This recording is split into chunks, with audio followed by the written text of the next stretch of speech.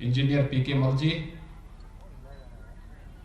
माननीय सांसद श्री जगदम्बिका पाल जी, माननीय विधायकगण श्री शीतल पांडे जी, श्री विपिन सिंह जी, श्री महेंद्र पाल सिंह जी, ब्लॉक प्रमुख श्री सुनील पासवान जी, जंगल कोड़िया के ब्लॉक प्रमुख श्री ब्रजेश यादव जी, मत्स्य बीज विकास निगम के अध्यक्ष श्री रमाकांत निषाद जी, माननीय विधायक श्रीमती संगीता यादव जी,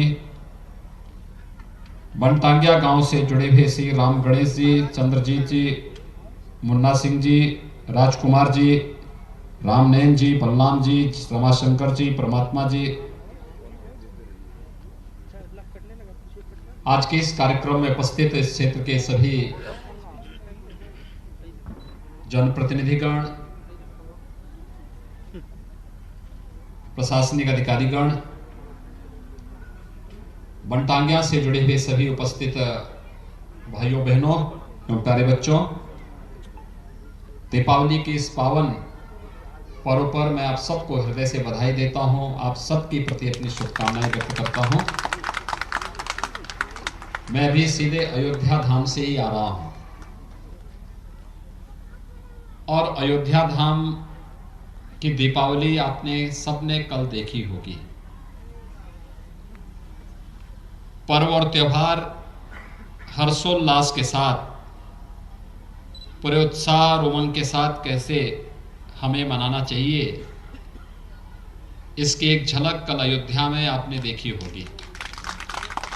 और आज दीपावली का यह आयोजन आप अपने घरों में एक दीप देश के सैनिकों के नाम समर्पित करते हुए जलाएंगे। प्रधानमंत्री जी के इस आह्वान पर पूरा देश एक स्वर में आदरणीय प्रधानमंत्री जी के आह्वान में एकजुट होकर के संकल्प लेगा एक भारत श्रेष्ठ भारत का। और यही हमारे पर्व और त्योहार का सबसे बड़ा उत्साह है, सबसे बड़ा उमंग है। और इसी का आह्वान करने के लिए मैं इस वन्य गांव में यहाँ पर उपस्थित हुआ हूँ। हम लोगों ने यहाँ पर आज फिर से कुछ योजनाओं का शिलान्यास और कुछ का लोकार्पण किया है। पिछले 3-3.5 वर्षों से सिलसिला लगातार चल रहा है, लेकिन आजादी के बाद वन्य गांवों में योजनाओं का लाभ पहुंचाने में 70 वर्ष लग गए। अगर आप यहां से गोरखपुर महानगर में जाना चाहेंगे जिला मुख्यालय पर, तो आपको पहुंचने में 70 मिनट भी नहीं लगेंगे। अगर आप पैदल जाना चाहेंगे तो तब भी 70 मिनट से कम समय में आप यहां से जिला मुख्यालय पहुंच सकते हैं। लेकिन शासन की योजना का लाभ इन गरीबों तक पहुंचने में 70 साल लगे। और 70 साल के बाद भी तब लगे जब मोदी जी ने और भारतीय जनता पार्टी ने प्रदेश की बागडोर मेरे हाथों में दी। और मैं चूंकि इनके बीच में काम कर चुका था,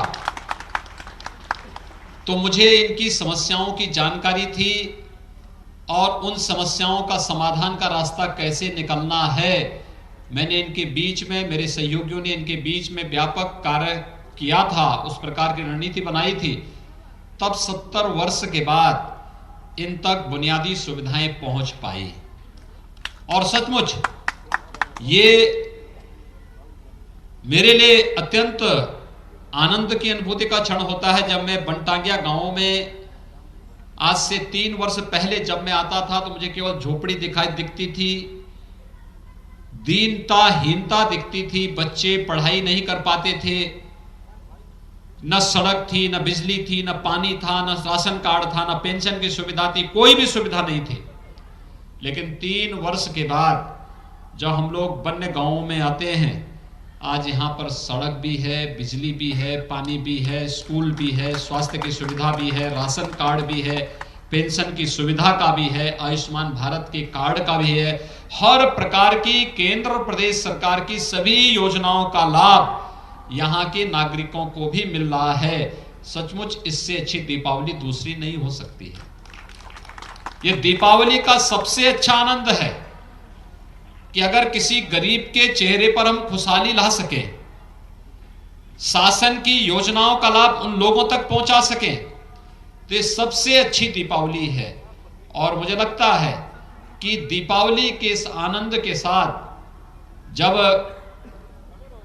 उत्तर प्रदेश सरकार की ओर से 2017 में तय हुआ कि हम दीपावली का आयोजन कहां पे मनाएंगे, तो मैंने कहा भी देखो, मैं तो जाता हूं वन्य गांवों में और मैं वहीं पे जाके कार्यक्रम में भाग लूंगा, लेकिन अयोध्या में भगवान राम के आगमन की स्मृति को भी हम तरोताजा कर सकें, जिससे दुनिया के अंदर भारत की आध्यात्मिक और सांस्कृतिक विरासत की छाप मजबूती के साथ रखी जा सके। तो आज वह कार्यक्रम हम लोगों ने 2017 में अयोध्या में प्रारंभ किया और अयोध्या के कार्यक्रम के बाद फिर अगले दिन मुझे यहां भी आना पड़ा। मैं लगातार यहां पर पिछले 11-12 वर्षों से दीपावली के दिन यहां पर निरंतर आता हूं और मुझे प्रसन्नता है कहते हुए कि ईश्वर की कृपा से, प्रधानमंत्री मोदी जी के संकल्प से देश की न्यायपालिका के द्वारा दिए गए फैसले को लोकतांत्रिक तरीके से, एक लोकतांत्रिक व्यवस्था में शांतिपूर्ण ढंग से सदियों की समस्या का समाधान सर्वसम्मत तरीके से हो सकता है। अयोध्या में भगवान श्री राम के भव्य मंदिर के निर्माण का मार्ग प्रशस्त होना और प्रधानमंत्री मोदी जी के द्वारा इस कार्य का शुभारंभ अपने कर कमलों से प्रारंभ करना, ये देश के लिए और प्रत्येक भारतवासी के लिए अत्यंत गौरव का क्षण रहा है। और इस गौरव के क्षण में अयोध्या में भगवान राम के भव्य मंदिर निर्माण कार्य के बाद अयोध्या की पहले दीपोत्सव के आयोजन से भाग लेने के बाद मुझे आपके बीच में आने का अवसर प्राप्त हुआ है। इसके लिए मैं आप सबका हृदय से अभिनंदन करता हूं, आप सबको भी बधाई देता हूं, आप सबको भी अपनी शुभकामनाएं देता हूं। योजनाओं का लाभ जरूरतमंदों तक पहुंच सके,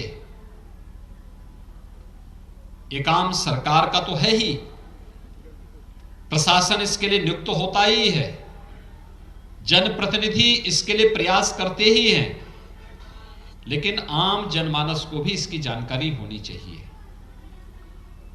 कि शासन की कौन कौन सी योजनाएं हैं। अक्सर होता है हम शासन की योजनाओं को तब जानने का प्रयास करते हैं जब हमारी स्वयं की जरूरत होती है, लेकिन हम एक लोकतांत्रिक समाज में रहते हैं और लोकतांत्रिक समाज में रहने के नाते हमारी जिम्मेदारी बनती है कि हम इन योजनाओं की पूरी जानकारी रखें और जानकारी रखने के साथ हम इस बात को तय करें कि समाज में कोई भी व्यक्ति वंचित न रहने पाए।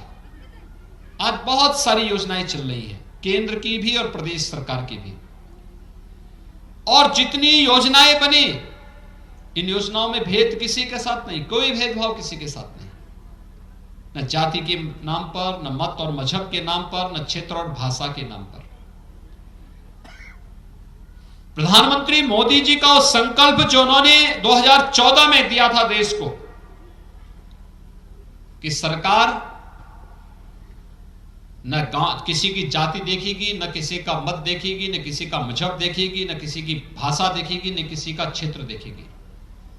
सरकार तो सबका साथ और सबके विकास के भाव के साथ कार्य करेगी, और सबका साथ और सबके विकास का यह भाव, हर एक को मकान मिलना,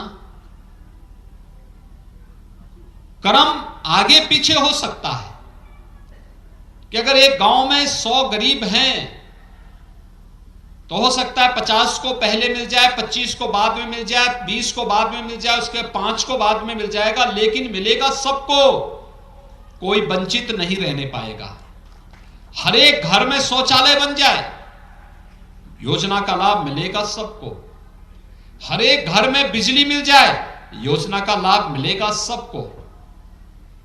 हर एक योजना का लाभ प्रत्येक नागरिक तक पहुंचे, हम इसका प्रयास हर एक स्तर पर समाज के जागरूक नागरिकों को भी करना चाहिए। नहीं तो कोई सोचता था कि प्रधानमंत्री आवास योजना चलेगी। लोगों ने अपने अपने नाम पे तो योजनाएं चलाई, लेकिन जनता के लिए सर्वस्वीकार्य कोई योजना चले तो आवास योजना में उस योजना का नाम हो सकता है प्रधानमंत्री आवास योजना, जिसमें किसी के साथ कोई भेदभाव नहीं, पिक एंड चूज भी नहीं, कोई भेद भी नहीं। अगर कोई चाहेगा कि मैं इसको दूं इसको नहीं दूं तो वो नहीं कर पाएगा, क्योंकि वो सूची पहले से तैयार है और उस सूची के अनुसार एक एक करके सभी को योजना का लाभ उपलब्ध करवाना है। ऐसे ही शौचालय की योजना कोई सोच सकता था उत्तर प्रदेश जैसे राज्य में इन योजनाओं का लाभ इन गरीबों को मिल सके, जिनके एजेंडे में गरीब नहीं था, किसान नहीं था, नौजवान नहीं था, महिलाएं नहीं थी, उन लोगों ने योजनाओं में रुचि भी नहीं ली।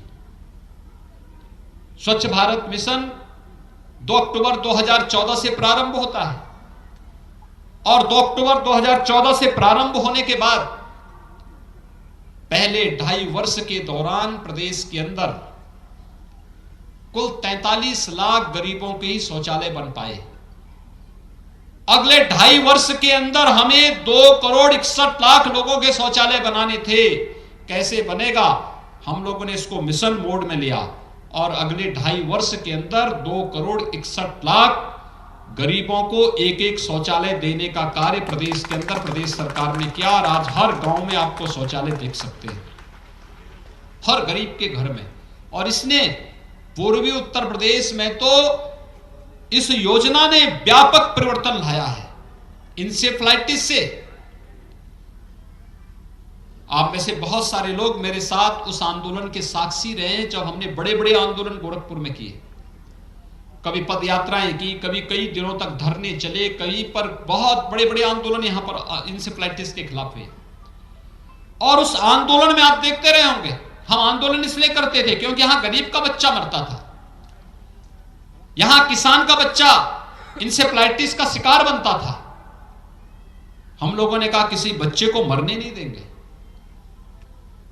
1977 से लेकर के 2017 तक इन 40 वर्षों में पूर्वी उत्तर प्रदेश में कम से कम 50,000 बच्चों की असमय मौत हुई थी इंसेफ्लाइटिस से, और हर वर्ष 500 से लेकर 1500 मौतें होती थी। स्वच्छ भारत मिशन ने जब हर घर में शौचालय बन गए, आज उसका परिणाम क्या है?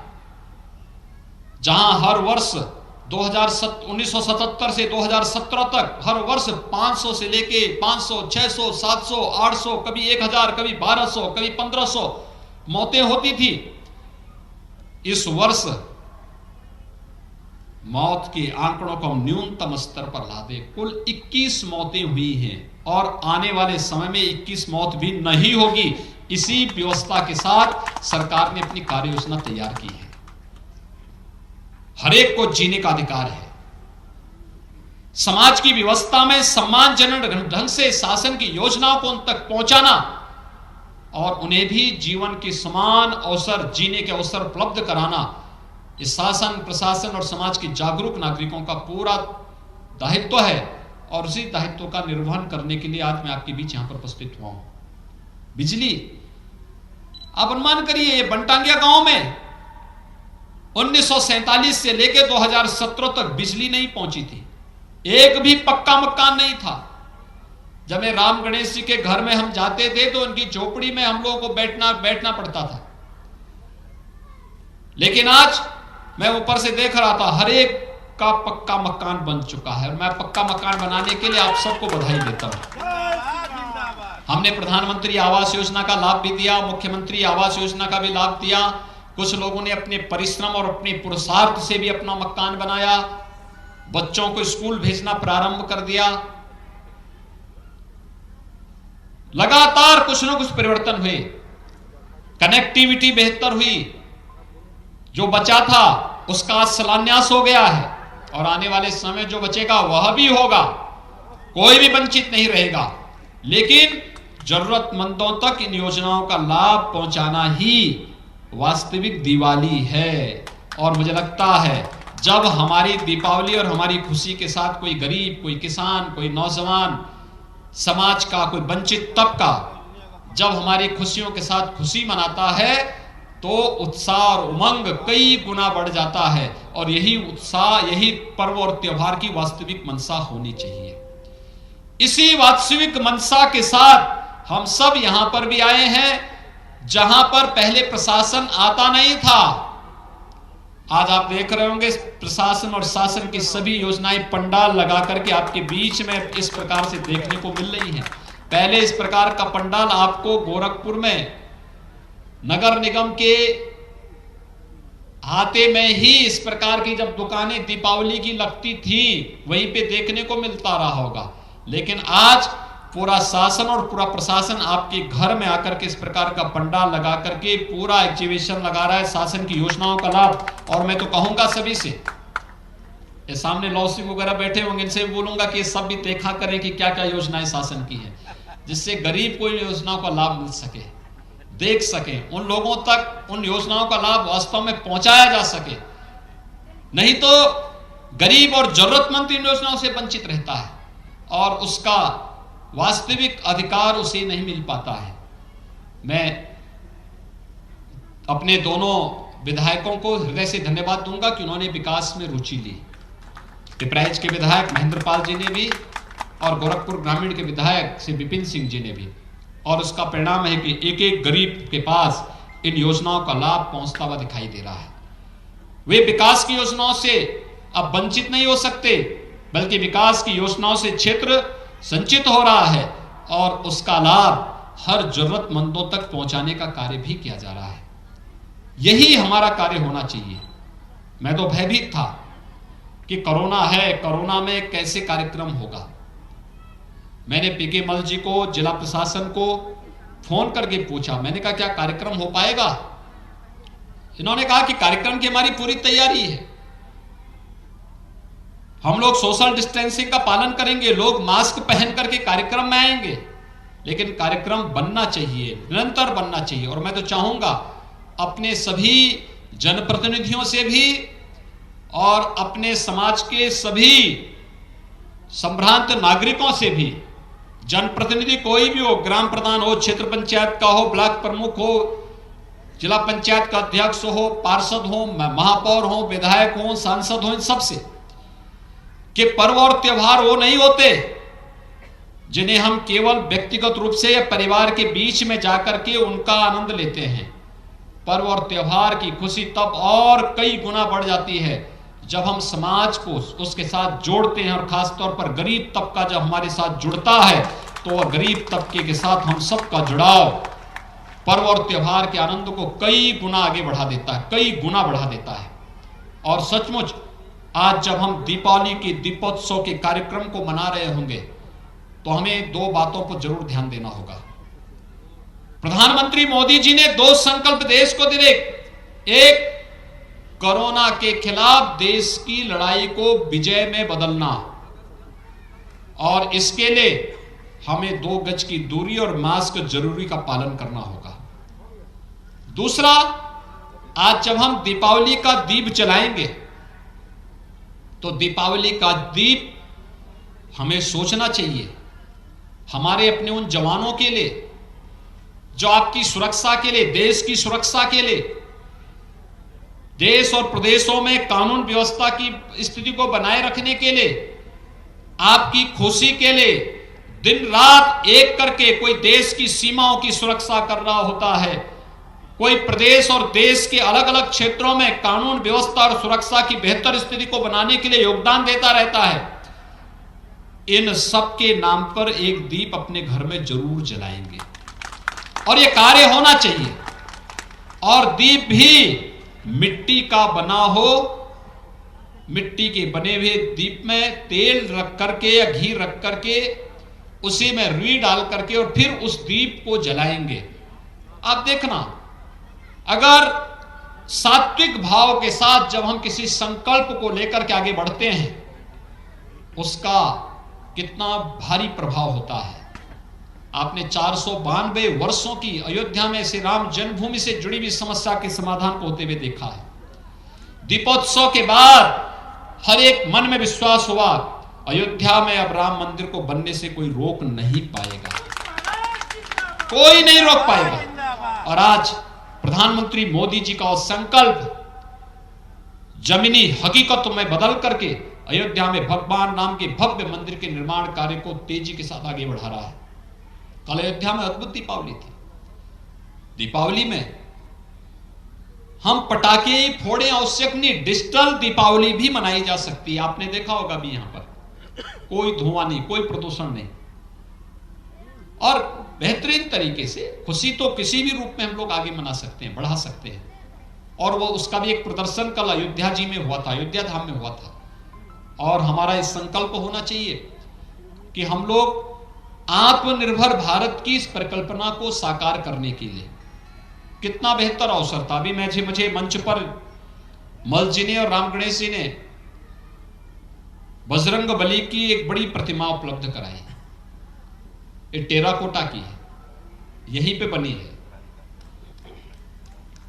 आप आश्चर्य करेंगे, कल गोरखपुर के जो टेराकोटा का काम करते हैं ये लोग लखनऊ में एक प्रदर्शनी में गए थे, मुझसे मिलने के लिए आए थे, औरंगाबाद और एकला के लोग। मैंने उनसे पूछा, मैंने कहा बिक्री हुई? औरंगाबाद का एक नौजवान था, टेराकोटा का काम करता है, मूर्ति बनाता है, दीपक बनाता है। उसने कहा कि मेरे 3 दिन में 8 लाख रुपए की मेरी बिक्री हुई है। आप अनुमान कर सकते हैं, ये आत्मनिर्भर भारत का परिणाम है।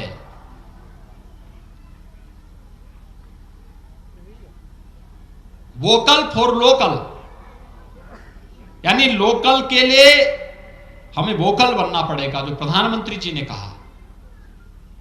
अब सोचिए कि वह केवल टेराकोटा का मिट्टी के बर्तन बनाता है, दीपक बना करके, और लक्ष्मी गणेश की मूर्ति बना करके उन्होंने 8 लाख रुपए कमाए हैं 3 दिन के अंदर लखनऊ की प्रदर्शनी में। कल वो मुझसे मिलने के लिए आए थे लखनऊ में मेरे आवास में। ऐसे एकला से भी गए थे एक सज्जन, उन्होंने एक दीपक स्टैंड बनाया था, कई दीपक उसमें एक साथ जल सकते हैं। मैंने कहा भी, वो मुझसे भेंट करने के लिए लेके आए थे। मैंने कहा भी ये कितने का? उन्होंने कहा 22,000 का। तो मैंने कहा 22,000 में बिकेगा? उसने कहा बड़ी डिमांड थी इसकी, तो एक तो मैं किसी प्रकार से बचा करके रख लिया, अन्यथा जितने लाया था मैं सब बिक गए हैं। यानी कितनी डिमांड है, हमने कभी इसका प्रयास नहीं किया। और मैं चाहूंगा वन्य गांवों से जुड़े हुए लोगों से भी, आप भी अपने इस गांव में कोई विशिष्ट चीज बना करके तैयार कर सकते हैं। यहां के नौजवानों के लिए, महिलाओं के लिए, महिला स्वयंसेवी समूह के माध्यम से भी इस कार्यक्रम को आगे बढ़ा सकते हैं, बेहतरीन तरीके से आगे बढ़ा सकते हैं। जब एक व्यक्ति आत्मनिर्भर होगा, एक परिवार स्वयं आत्मनिर्भर हो जाएगा, और परिवार आत्मनिर्भर होगा तो समाज भी आत्मनिर्भरता की ओर अग्रसर होगा, और समाज आत्मनिर्भर होगा तो प्रदेश भी और देश भी आत्मनिर्भर होगा। और आत्मनिर्भर भारत की परिकल्पना प्रधानमंत्री जी के यहीं से आगे बढ़ती हुई दुनिया में भारत की धमक को तेजी के साथ आगे बढ़ाने की उस परिकल्पना को साकार करने का वक्त आ चुका है। और इसके लिए मैं चाहूंगा कि हमें स्थानीय उत्पाद को प्रमुखता के साथ खरीदना चाहिए। कोरोना के कारण इस बार चीन की झड़ियां भी नहीं आई, चीन की फुलझड़ी भी नहीं आई, चीन से गौरी गणेश की मूर्ति भी नहीं आई, दीपक भी वहां से नहीं आया। ये सब यही कहीं गौशाला में बनी है, कहीं कुम्हार ने बनाया है, कहीं गांव के लोगों ने स्वयं बनाया है, और उसकी बिक्री के प्रति लोगों के मन में अथाह उत्साह देखने को मिला है। कल अयोध्या में मैंने तो कहा था 5,51,000 दीपक जलेंगे, लेकिन अयोध्या में कल मैंने देखा 6,04,000 से अधिक लोगों ने दीप जलाए हैं अयोध्या में, अकेले अयोध्या में। अयोध्या में राम जी की पेड़ी में, बाकी अयोध्या में मंदिरों में घरों में जो जला वो अलग है।